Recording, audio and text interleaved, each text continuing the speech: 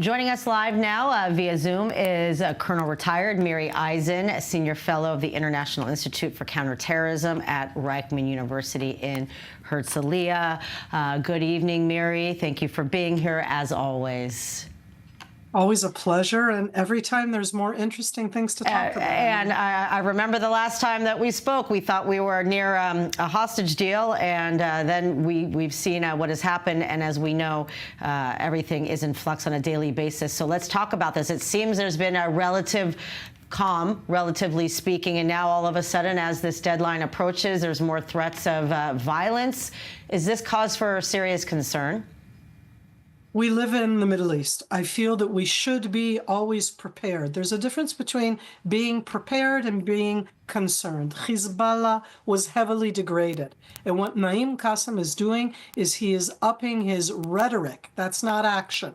Having said that, when we degraded Hezbollah, we took it from being this enormous terror army into being a smaller terror army. It most definitely still has capabilities. What Israel is trying to ensure right now is that those capabilities, the ones that we couldn't attack because they're far away, but also the ones that Hezbollah hid so well that they still exist, not too far from the Israeli-Lebanese border on the Lebanese side, that they won't be able to access them, to use them in any way against Israel. Now, it's very difficult with the terror army because all they need to do is one small act, Emily. They're a terror army to have enormous ramifications, and specifically that threat to kidnap an Israeli soldier is one that Hezbollah would love to do, was trying to do all of the months that Israel was fighting on Lebanese territory against Hezbollah, and they didn't manage to do. So as I said, I'm certainly noticing it. I'm going to take precautions. And when I say concerned, it's Hezbollah. It's a terror organization. Exactly. At the end of the day, their word doesn't mean anything. But what would it take for peace to continue after the 60 days, or relative peace, just a ceasefire and quiet? Okay, so the ceasefire and quiet that we are enjoying, this is something that's important for both sides. And when I say both sides, I'm not actually saying the Israeli Defense Forces and Hezbollah, the terror army. I'm talking about the state of Israel, that we also suffered, our citizens, the different attacks. We did not have, thank God, or more correctly, thank air defense capabilities, a lot of casualties at all, but that was something which certainly had an impact on us. And the other side of that equation is the country called Lebanon. Emily, the country called Lebanon is not going back to where Hezbollah was before October 7th, 2023. The country called Lebanon is not going back to where Hezbollah stood in July of 2024 when Israel started its much stronger campaign against Hezbollah in Lebanon. And in that sense, I think that the fact that Hezbollah is out there with the rhetoric is because they have so much lost their status, their capability, and where they were before, up until pretty much, I would say, a few weeks ago, certainly until the changes that happened in Syria. Hezbollah was the force that you needed to define who would be the president in Lebanon. That's not true anymore. Hezbollah was the force down south that could do a preemptive, or I don't want to say preemptive, but an attack against Israel. That's not capable anymore. They still can do singular attacks, and that's the thing that we need to be aware of. But I think that because of that, they do have an interest in the rhetoric, but the country called Lebanon is against them. The world is against Hezbollah much more than, let's say, the world is on the side of certainly the Palestinians. I'm hesitant to say Hamas, but the world is against Hezbollah. And this is a situation where Hezbollah is talking. They feel weak. Iran feels weak. Syrian Bashar al-Assad is now in Moscow. These are new times for Hezbollah.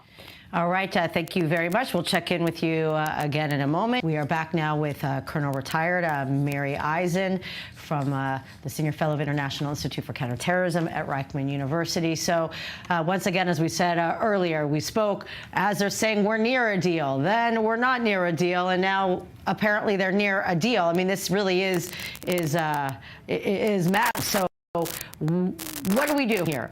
Again, they keep going to Doha. What are the chances when you're dealing with a terror organization that something good could come out of this in the form of hostages coming home?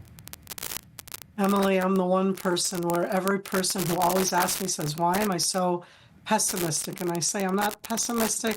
I'm realistic. And what I've always looked at is the terror organizations. What terror organizations want to do is to optimize their results.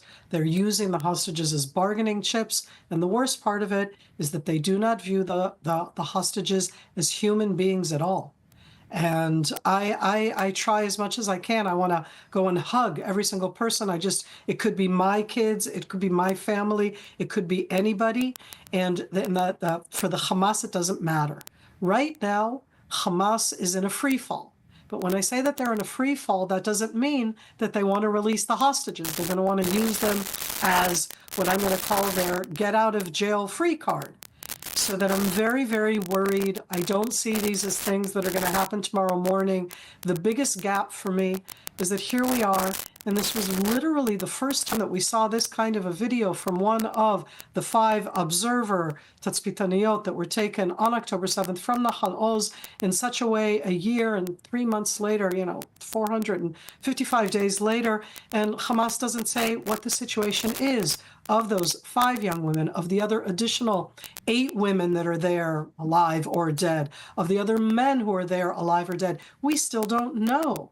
So when you go back to stage 1, it's like, as Emmanuel said before, so we want to get back the live ones. We don't know who's alive. They're not telling us. They hold that information. It's a terror organization in that psychological warfare of showing this young woman and of us showing it too, Emily, okay? I've been trying to avoid it, not because I want to avoid who Liri is and my heart is out there with her family, but because with the psychological warfare of what it does is that we're all hopeful now, and that's exactly what Hamas wants to do to us, and they won't give us back all of the live people, and that because they want to break our heart, they want to tear us apart. That's part of their agenda, and what I said right now is so horrible that it just breaks my heart every time I think. Yeah, well, for sure, and I mean, I think too the psychological warfare is just so. It really is. It's terrorism. It really is a form. Hardcore. You wake up to this video. The family, of course, try to respect the family's rights not to publish this video. I mean, seeing their daughter and seeing everything she's gone through, and to release this video now where Liri's been one of the main, names that have been in front of our faces, given that she was surveilling the border, and given that we saw her in the early videos after October 7th. It doesn't seem like an organization that's ready to release hostages to release that video now. No, what it's trying to do is to make sure that we're torn apart, because how can we bring back only part of the living? How can we bring back the living and not the dead? Everything they do tears us apart. They execute hostages to tear us apart, to make us all, not hug and love each other. It is horrible. That's terror, and it's the high psychological terror, which is exactly what Hamas does. Having said all of that, I do want to say, and this is for the family and for ourselves, that in its own way, we saw Liri alive, and that's something that we haven't seen for so many other hostages. And in this case, it isn't the tape after execution. It's a tape that was done on purpose to try to help us get her back home. And I'm just going to hope that in this case, maybe there is a way, and we have to keep on hoping, and we have to look for a way. But there's no easy Disney way out at all. As we have seen, as this is dragged on and on and on and on. All right, thank you very much. As always, Colonel Retired Miri Eisen. Thank you.